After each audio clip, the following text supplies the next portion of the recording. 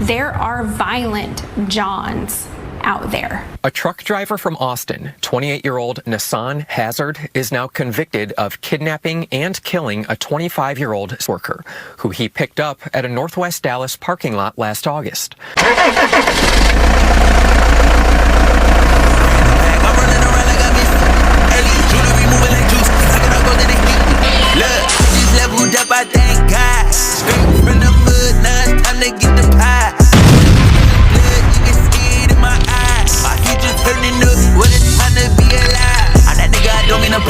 But I'm getting too nice with this. Ain't no way that I'm going outside. My pockets been heavy as shit. What's poppin', M2T? It's your boy Ron on the channel to be. Don't forget to hit that like, comment, share, and subscribe button whenever you pull up to the channel. And while you at it, hit that post notification button for your boys whenever I drop. You can hop up in the truck and roll with me, see what's poppin'. How's it going, fam? Hope everybody enjoyed their weekend. Who seen the Super Bowl? I did. Cowboys wasn't up in there. I ain't no sense of me sitting back watching something. My team ain't up in there, man. But I tell you what, I did have to pick, you know, Ron, who you think go win? I think Philly go take it. I said that way last week. I'm for the underdog. I'm an underdog type of guy. And sure enough, Philly took it, man. I'm tired of seeing Mahomes win that Kansas City steady winning this, steady winning that. They already played Philadelphia once before in the bowl and they slaughtered them. So, man, I was definitely hoping that Philadelphia pulled this through, and they did. So, big shout out to all my Philly fans. Man, y'all deserve this one. Y'all did y'all big one. And, hey, I look forward to see what y'all gonna do next year. Hopefully, my Cowboys up in there, man. Kendrick Lamar put on a pretty good halftime show. It really wasn't so much of the show. It had a whole lot of mega messages off in the show.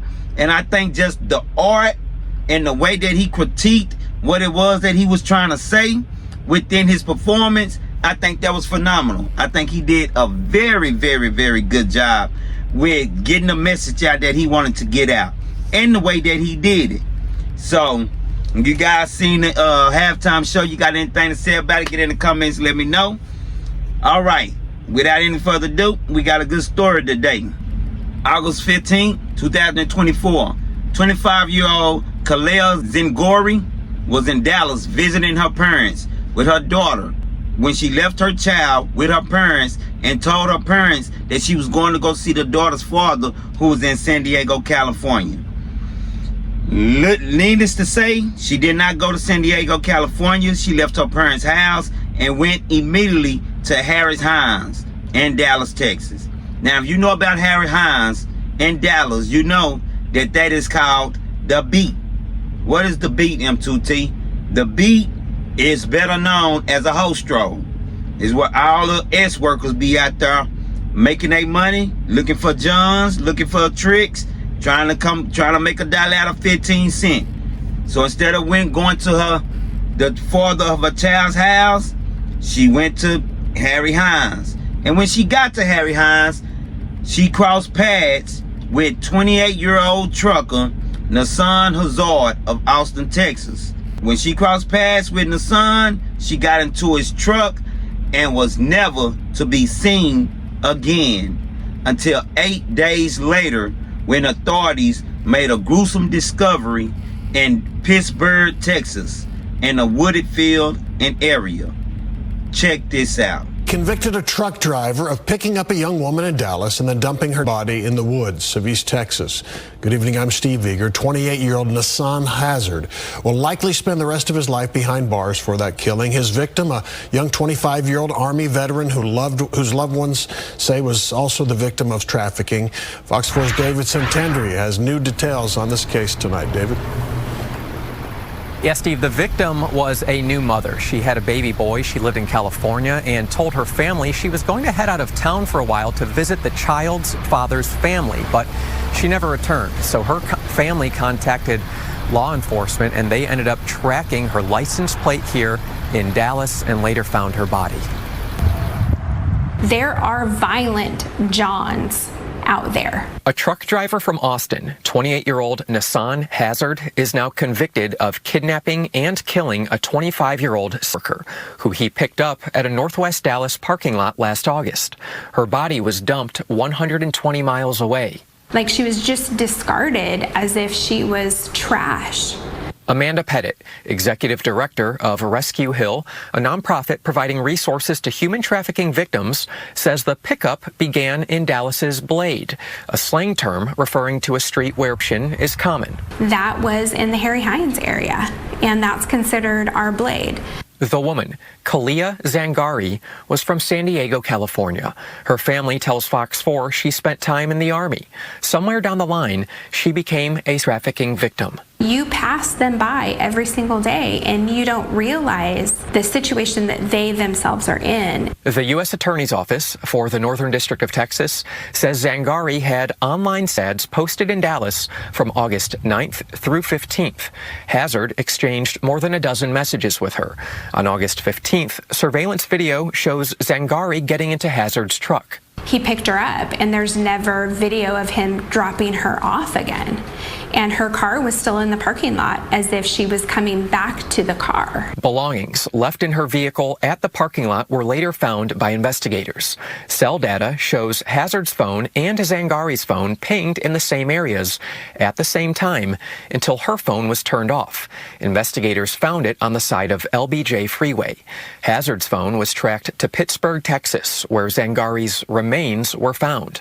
Investigators say bleach stains on Hazard's pants were from Hazard trying to clean evidence. These women are not trash. These women are human. Pettit says, unfortunately, it's all too common for trafficking victims to also become victims of violence. But never, ever, ever one time have I worked with a woman who said she didn't get beat.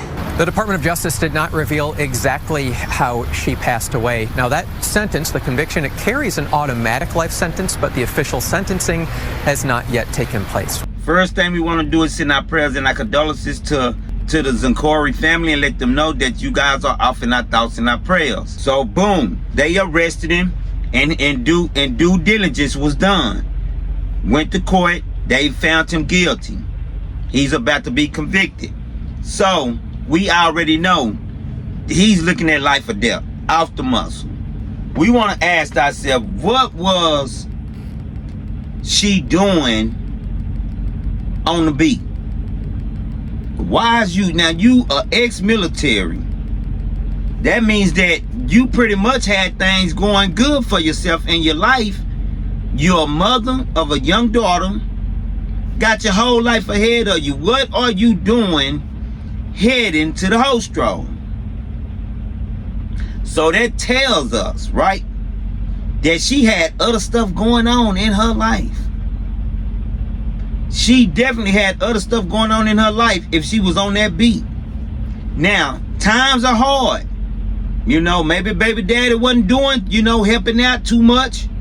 She a single mom, she trying to make ends meet. But you gonna go to the beat in Dallas, and you from California.